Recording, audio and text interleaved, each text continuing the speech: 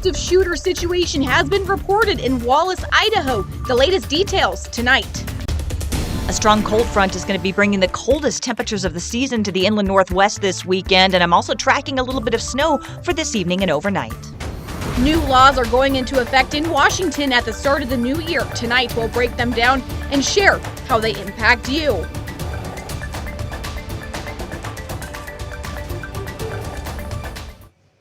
Well, good evening and thank you for joining us for KREM 2 News at 5. I'm Regan Gallo. Mark is off for the holiday.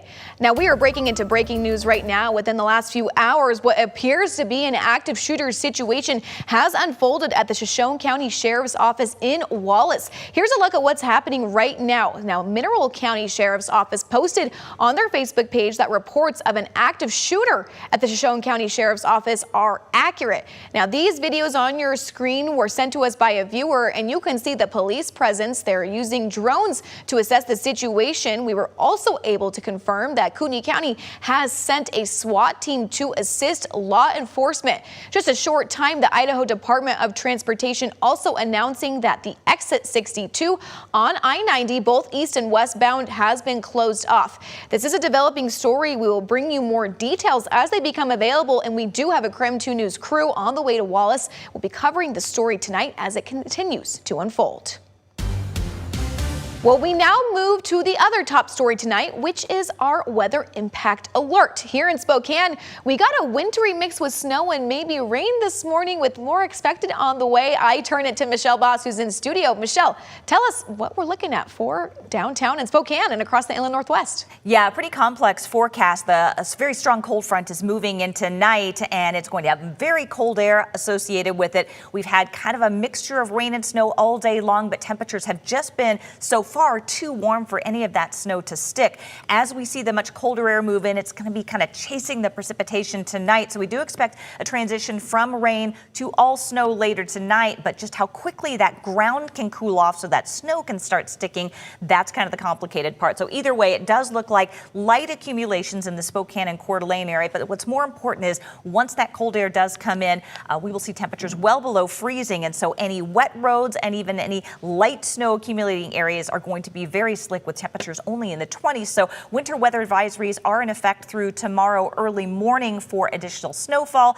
Things should be improving over the Cascades after tonight. We'll see additional snowfall tomorrow across the central Panhandle Mountains, but then for later in the afternoon, things drying out, but it's staying very cold. In fact, temperatures are not expected to climb above freezing all day tomorrow, which is very different from what we're seeing today. Still seeing temperatures in the upper 30s and mid 40s. Rain being reported in Spokane. We've had rain and then snow and then back to rain in Deer Park. So we're still kind of in that warm air sector. 38 right now in Spokane, even above freezing in Sandpoint in the 40s and Moses Lake down towards Lewiston. So this model says, just plain old rain, but I think we are going to see cold enough air that we see a transition. How much of that sticks? Again, it's going to be pretty light, but look at how chilly it gets for the weekend. Slick roads certainly throughout the day tomorrow. Highs over the weekend only in the upper 20s. Thank you, Michelle. Well, with the new year now just over a week away, there are some new laws set to take effect on January 1st. And that's why KREM 2's Caitlin Galloway gives us more. Washington House Bill 1162 will require healthcare settings, which includes hospitals, nursing homes, and specialized outpatient services, among many others, to develop and implement a workplace violence prevention plan in order to protect employees. The bill requires employers to do a comprehensive review and update of the plan at least once each year, based on factors that may contribute to the risk of workplace violence. House Bill 1213 expands protection for workers in the state's paid family and medical leave program. It now requires businesses with at least 25 employees to provide employment protection, as opposed to the previous law's 50.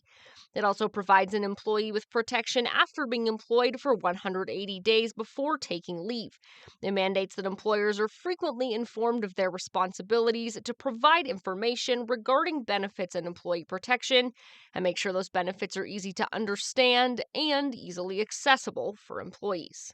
Second substitute House Bill 1524 is meant to support and expand the previous law to protect workers from workplace sexual violence.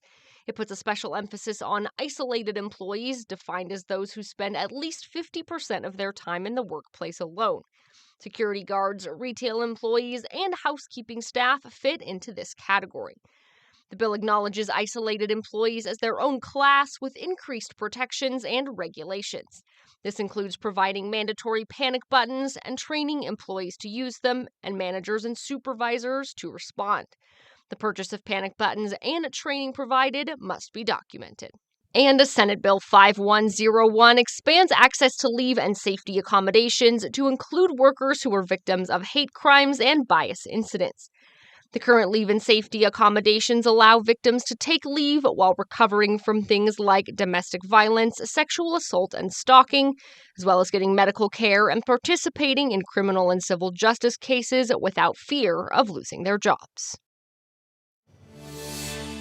Well, heartbreaking news tonight. A man, woman, and 6-month-old baby from Moses Lake are dead after a head-on collision late Christmas night. This happened near Walla Walla around 11:30 last night. A 22-year-old man was driving west on State Route 12, hit the guardrail, overcorrected, and crossed into eastbound traffic. He hit the Moses Lakes family's car, and the man and woman died at the scene. The baby was taken to a nearby hospital and died there. Well, Washington's Bob Ferguson announced today that Highway 2 is to open partially on Monday. The opening is only from the Leavenworth side, so for anyone coming from Snohomish County, Stevens Pass is about a 5-hour drive. Drivers heading to Stevens Pass will first have to drive through Leavenworth. This 20-mile stretch between Coles Corner and Stevens Pass will only operate from 6 a.m. to 6 p.m. each day. State officials say US 2 is still an active construction corridor, not a through route. As for the west side, the governor says crews will share an update Tuesday after finishing inspections on a bridge near Skykomish that took significant damage.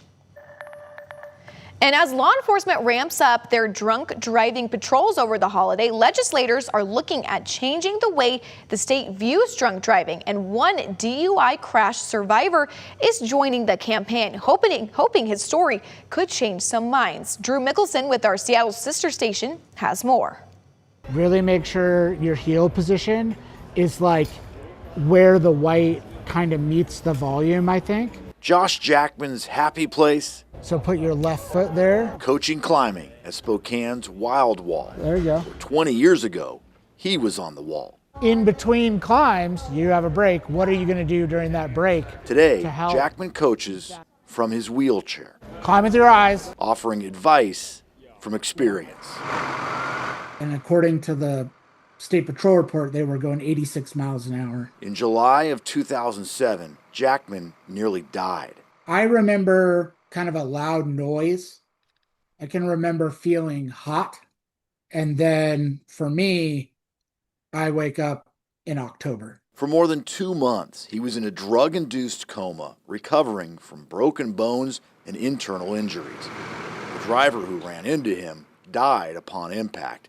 That man was drunk. Impairment plays a role in more than half of the state's deadly crashes, which have climbed to rates not seen since the 1990s.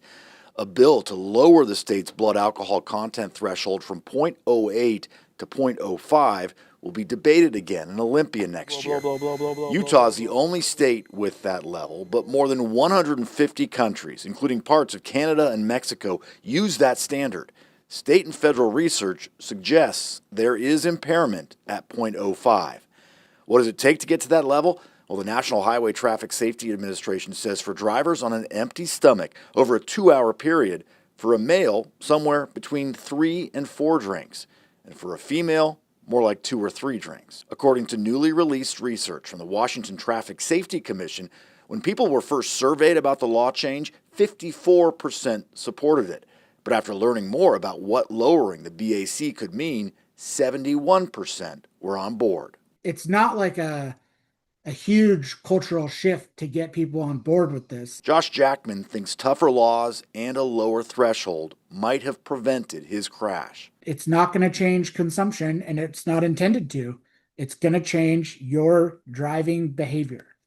And you're like, oh, 0.05, huh? Not 0.08? Oh, let's make a plan before we go out. Then you want to get as much as your body over that heel. For Jackman, coaching climbing gives him a chance to support his community.